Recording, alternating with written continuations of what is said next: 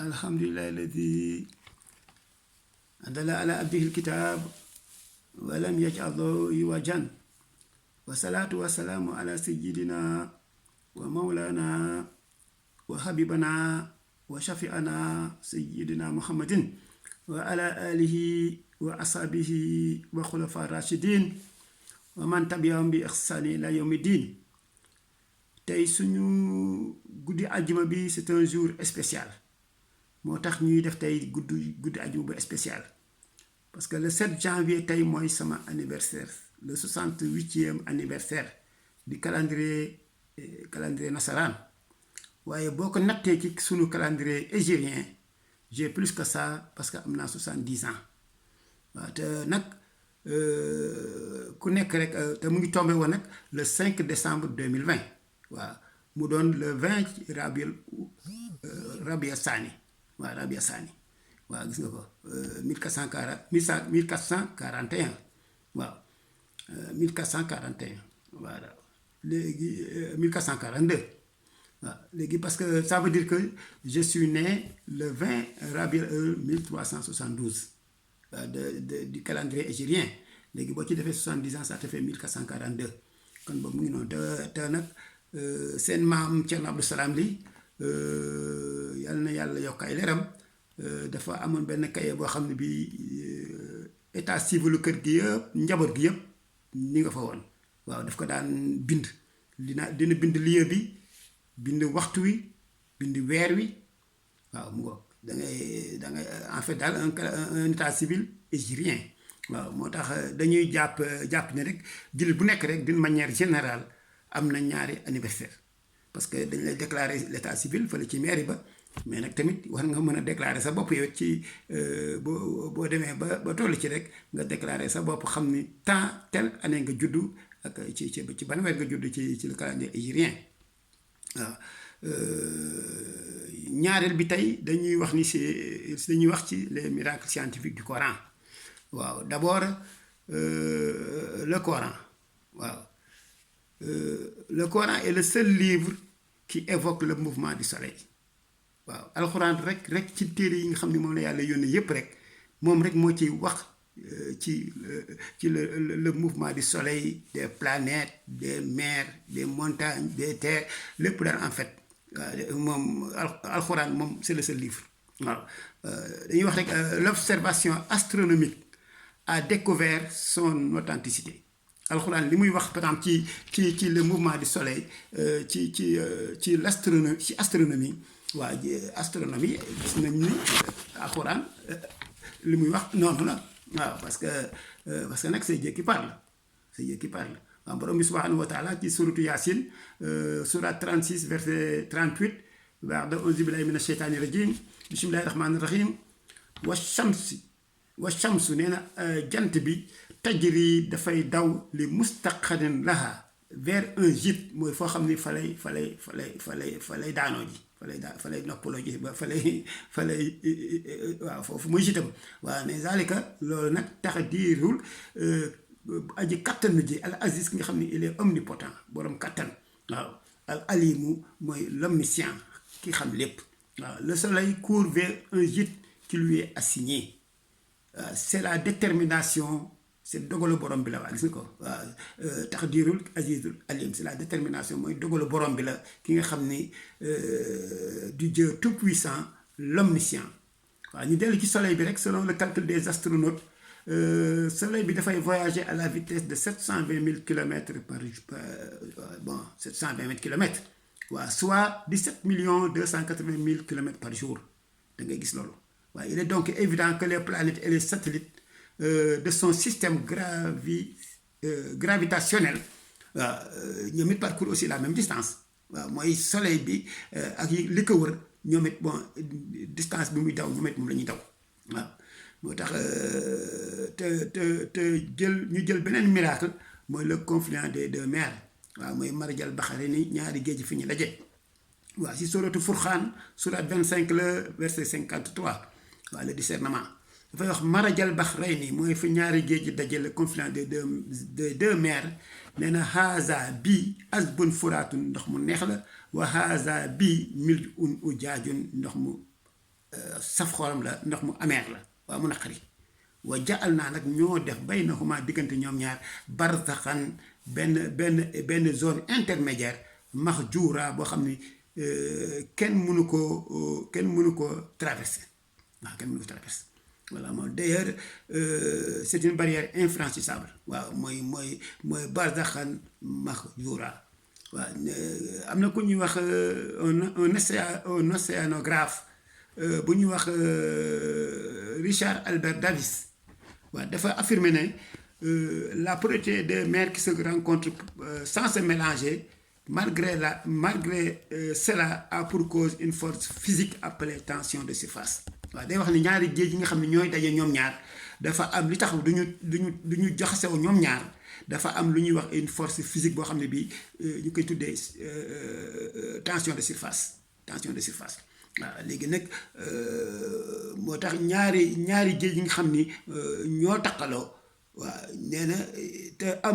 amul différence amul parce que il n'y a pas une différence de densité bokkuñu ay bon waaw c'est comme s'il y avait un léger mur qui les sépare daal dafa mel ni dafa am benn mur bu leen di séparer mooy barzaxan mahjura boobu borom bi wax moom lay wax waaw léegi nag nee na day wax ni l'eau de la Méditerranée ndox mi nga xam ne mooy ci géeju Méditerranée nee na dafay pénétrer dans l'Atlantique mooy l'océan Atlantique par le détroit de Gibraltar waaw mais leur densité et leur salinité ne changent pas à cause de la barrière qui les sépare waaw nee na bi nga xam ne ndox mu neex la day rester ndox mu neex bi nga xam ne ndox mu naqare la day salé xorom nee na boobu tamit noonu lay rester parce que barrière bi leen séparé moo tax waaw benn du ci changé par rapport ak sa morom comme fi yonent yàlla Moussa alayhi salaatu wa salaam fi mu dajee woon ak Xidr waaw foofu tamit marajal baxarayni la waaw léegi parlons d'embryologie waaw te ku wax embryologie rek tudd Kate Moore waaw Kate Moore c'est un professeur d'anatomie cellulaire waaw éminent embryologue waaw ñëpp xam nañ ko àddina bi yëpp xam nañ ko waaw prophète bi yonent bi sallallahu alayhi wa sallam bon il n'a pas fait d'étude d'embryologie waaw mais révélation bi doon wàcc ci moom moo ko permettre mu jàngal saxaaba yi phase yi nga xam ni embryon bi fa lay traversé bi ko rek muy nekk nit waaw léegi moo tax la révélation lui a permis d'enseigner les sahabis sur les différentes étapes de la gestation waaw saxaaba yi xamoon nañ ko plus de 1400 ans waaw moo tax Kate Moore docteur Gerald Geringer et cetera ñoom ñu koy soog a xam yàggul waaw am na ku ñuy wax William Hay c'est un scientifique maritime très connu waaw dafa professeur de sciences géologiques à l'université de Colorado aux États-Unis waaw léegi dafay wax au sujet des passages du Coran traitant des faits récemment découverts sur les mers et sur les océans mu wax ni waaw nee na il trouve intéressant que genre information boobu ñu retrouver ko dans les anciennes écritures du Coran waaw nee na moom amul benn moyen pour savoir yooyu fan la jógee mais gëm na ni c'est extrêmement intéressant que ñu nekk fii waaw information yooyu waaw pour permettre aux travaux ñi nga xam ne ñu ngi gëstu ci wàllu googu ñu découvrir la signification de certains passages waaw parce que waaw li nu mel mooy expliquer si les miracles scientifiques du Coran bari na lu ñu mën a expliquer ci les miracles scientifiques du Coran bari na léegi bi ñu ko interroger sur la provenance du Coran dafa répondre ne eh bien je crois que il vient de l'être suprême waaw nee na moom daal ci li mu yaakaar mu ngi jógee ci l'unique waaw li nga xam ne kenn la waaw mooy l'être suprême waaw am na keneen ku ñuy wax docteur Yoshihide Kozai waaw kooku moom japonais la c'est un professeur émérite à l'université de Tokyo à Hong Kong au Japon mu wax nee na dafa il est impressionné di gis des informations astronomiques yoo xam ne véridiques nag dans le Coran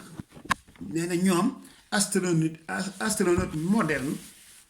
dañoo concentrer seeni effort pour ñu jéem a comprendre de petites parties de l'univers parce que dañu utiliser ay télescope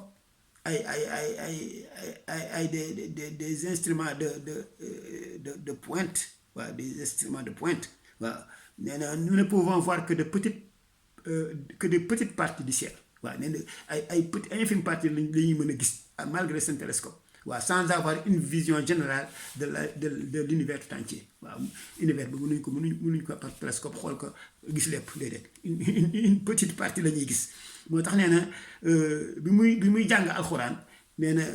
muy répondre ci questions yi nee na léegi mën na trouver une nouvelle façon de faire des recherches sur l'univers waaw gis nga ko nee na alxuraan moo koy dimbale tey jii nii mu am beneen approche waaw ci ni ñuy sur les recherches sur l'univers waaw tey moom il faut ma jox leen yóbbal parce que ci sama anniversaire bi waaw xaw naa guddee parce que nag waaw damaa amoon imprévu waaw ku bëgg am une concentration psychosomatique mooy concentration à la fois de l'esprit et du corps waaw mooy ngay julli sa xel ak sa yaram lépp dal waaw da ngay xool le bout de ton nez da nga koy xool sa bët da ngay xool le bout de ton nez nga xool ko gis nga boo koy xool dina am lu muy def ci sa bët da ngay sentir sa bët ne am na lay sentir ci sa bët sa esprit tamit nga gis sa système nerveux day gis dafa mel ni luy yëngatu waaw da nga koy sentir daal en fait voilà te loolu yonte bee ko jàngale waaw ne instant boobu moom Iblis du la mën a jege parce que concentration bi nga def c'est l'esprit et le corps ñoo ci ànd waaw mooy booy taxaw di jàng mais nag booy sëgg yooyu moom day ñëw moom parce que moom dañuy wax seytaane maaridin waaw c'est un seytaan il est rebelle waaw du teggi tànk mukk voilà boo noddee daal waaw mu départ waaw nga pare muy ñëw bu ñu liqaamee mu départaat mais bu ñu liqaamee ba xam ne ala ko ñu commencé jàng yooyu mu ñëwaat commencé la jax-jaxal waaw te lépp rek nag gis nga ko pour jax-jaxal lu doomu aadama parce que xam na ni moom minal xaasiriin la bokk mooy ñi nga xam ne way perte ñi waaw parce que moom mu bokk yàlla nee na ko moom yow ak képp ku la topp rek jahannama mooy seen kër voilà moo tax yàlla nañu yàlla musal ci topp seytaane waaw parce que seytaane tamit en fait nafs waaw parce que sa nafs boo ko toppee rek mooy seytaane rek en fait dalay toujours dugal la foo xam ne fii naka nga def naka lu dul noonu waaw kon nag yàlla may dégg may ñu fekke may ñu tal ak ràññe waa ci barke Yonent bi sallallahu alayhi wa sallam lazina yastami'una al-qawla wa yattabi'una ahsanahu ulaa'ika lazina hadahumullahu wa ulaa'ika hum ulul albab albirru la yabla wa zanbu la yunsa wa dayyanu la yamut if'al ma shi'ta wa kama tudinu tudaan wal aqibatu lil muttaqin fi amanillah